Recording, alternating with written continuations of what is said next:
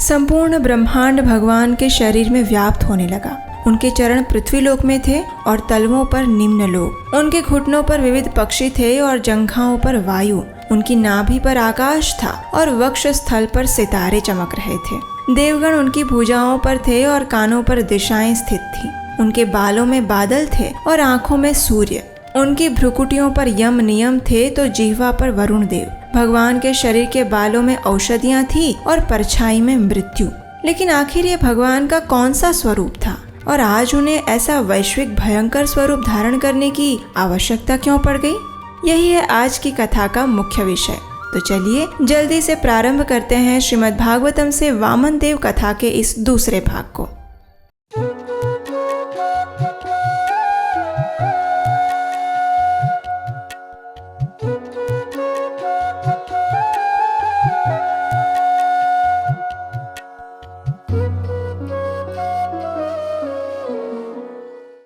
हरे कृष्णा।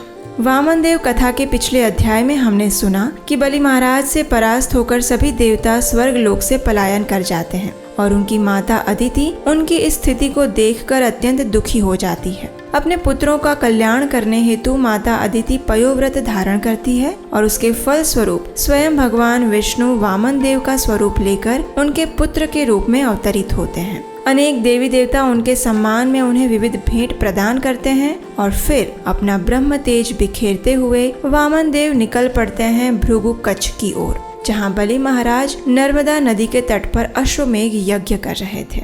वहाँ उपस्थित भृगुवंशी याज्ञिक ब्राह्मणों ने जैसे ही वामन देव को देखा तो वे उनके तेज से अभिभूत हो गए और आपस में चर्चा करने लगे कि आखिर ये तेजस्वी बौना बालक कौन है? कहीं ये स्वयं सूर्य, अग्नि या फिर सनत कुमार तो नहीं है?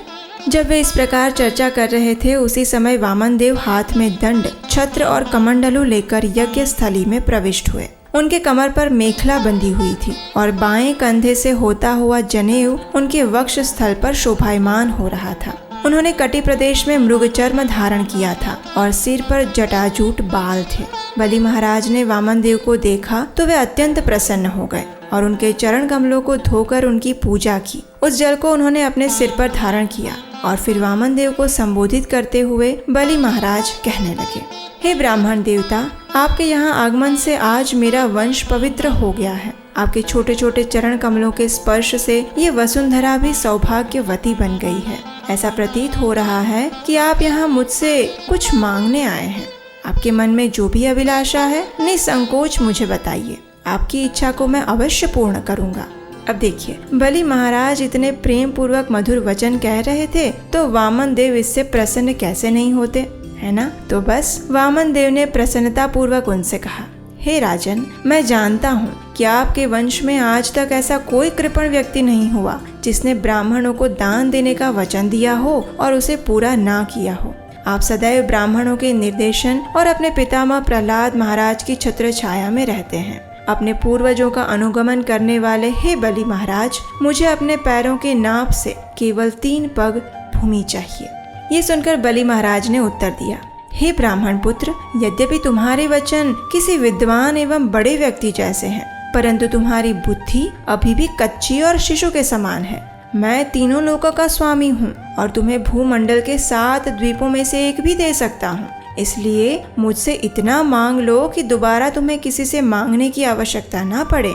ये सुनकर वामन देव मुस्कुराते हुए कहने लगे, यदृच्छालापतुष्टस्य तेजो विप्रस्य वर्धते तत्प्रशाम्यति असन्तोषात् अम्बसेवा शुशुक्षणिः तस्मात् त्रीणिपदान्येव वृणे त्वद्वरदर्शभात् एतावतैव सिद्धोऽहं वित्तं यावत् प्रयोजनम्।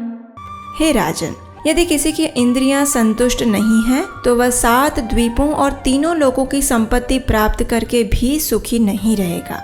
इसलिए हे राजन, मैं मात्र 3 पग भूमि से ही संतुष्ट हूँ। कृपया आप मुझे वही प्रदान कीजिए। वामन देव के वचनों के पीछे के मर्म को बलि महाराज नहीं समझ पाए और उन्होंने अपनी स्वीकृति देते हुए 3 पग भूमि देने के लिए जलपात्र उठाया।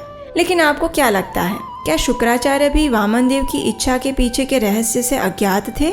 जी नहीं, शुक्राचार्य ने वामन देव को पहचान लिया था, इसलिए उन्होंने बलि महाराज को चेतावनी देते हुए कहा, अरे अरे विरोचन नंदन, तुम नहीं जानते, लेकिन ये बौने ब्राह्मण के रूप में भगवान विष्णु तुम्हारे पास आए हैं। वास्तव में देवताओं का स्वार्थ सिद्ध करने आए हैं। अब वे तुमसे 2 पग भूमि के नाम पर समस्त ब्रह्मांड और तीनों लोक छीनकर ले जाएंगे, और फिर तीसरा पग रखने के लिए तुम उन्हें कौन सा स्थान दोगे, बताओ। इसलिए इसके वचन से मोहित मत हो और मूर्ख मत बनो। मेरी बात मानो और इस ब्राह्मण को दान देने से स्पष्ट मना कर दो। इसी में तुम्हारा और असुर कुल का हित है। अब देखिए, शुक्राचार्य वैसे तो बलि महाराज के गुरु थे, लेकिन वो ऐसे ब्राह्मणों की श्रेणी में आते थे जो शिष्यों द्वारा मिलने वाली दक्षिणा पे निर्भर रहते हैं। इसलिए वे सोच रहे थे कि यदि बलि महाराज ऐश्वर्यहीन और संपत्तिहीन हो जाएंगे तो फिर उनका क्या होगा। और यही कारण था कि वे बलि महाराज को भगवान की शरण लेने की सलाह देने के बजाय अपने कर्तव्य से दूर होने की शिक्षा दे रहे थे।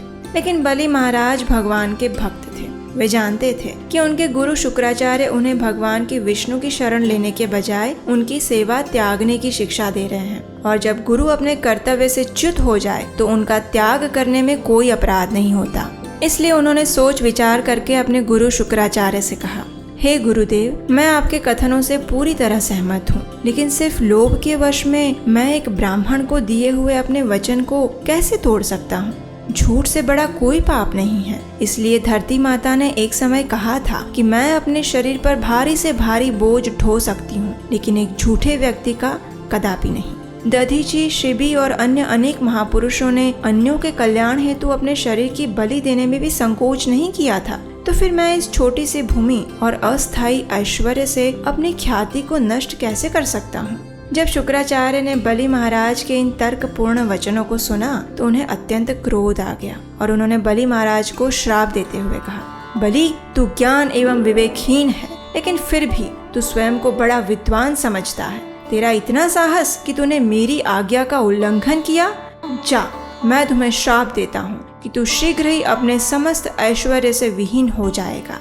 अब देखिए, गुरु के द्वारा इतना बड़ा श्राप मिला, लेकिन फिर भी बलि महाराज अपने दृढ़ निश्चय से विचलित नहीं हुए। नियमों का पालन करते हुए उन्होंने वामन देव को सर्वप्रथम जल अर्पण किया और फिर अपने वचन का पालन करते हुए उन्हें 3 पग भूमि दान में दे दी।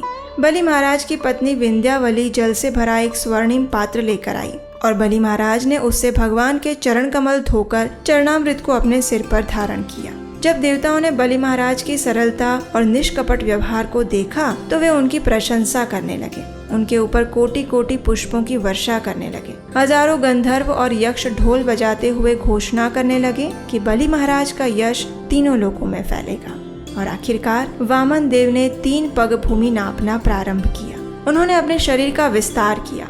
ऐसा लग रहा था मानो संपूर्ण ब्रह्मांड भगवान के शरीर में व्याप्त होने लगा हो।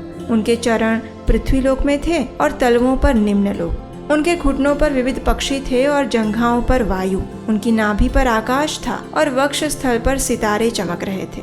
देवगण उनकी भुजाओं पर थे और कानों पर दिशाएं स्थित थी। उनके बालों में बादल थे तो आंखों में सूर्य। उनकी भ्रुकुटियों पर यम नियम थे और जिह्वा पर वरुण देव। भगवान के शरीर के बालों में औषधियां थी और परछाई में मृत्यु थी। उनकी बुद्धि में ब्रह्मा जी, अन्य देवगण तथा महर्षि थे और संपूर्ण देह में समस्त चराचर प्राणी थे। इस प्रकार उन्होंने एक पैर जमीन नाप ली। लेकिन अब वामन देव दूसरा पग कहाँ रखेंगे और किस प्रकार बलि महाराज अपने 3 पग भूमि के वचन को पूरा कर पाएंगे, ये हम जानेंगे इसी कथा के 3रे अध्याय में। तो आने वाले वीडियो को बिना मिस किए सुनने के लिए आपके अपने इस चैनल को सब्सक्राइब कर लीजिए। इसका नोटिफिकेशन हम आपको व्हाट्सएप और टेलीग्राम ग्रुप के द्वारा भी भेजते हैं, इसलिए इन ग्रुप्स में जुड़ने के लिए पिन कमेंट में दिए गए लिंक पर क्लिक कर सकते हैं।